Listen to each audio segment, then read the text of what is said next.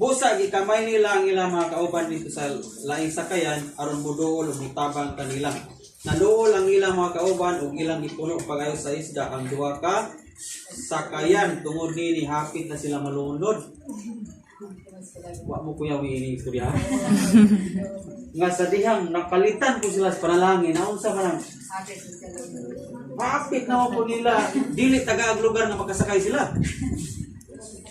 Imbis musakay pa sila, gipuno ning bangka o isda sa sila masakay. Diri skillet.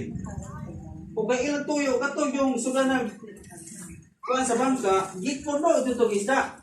Di ang ending na sila tumoy na nakay na skillet sa bitabo sa bangka.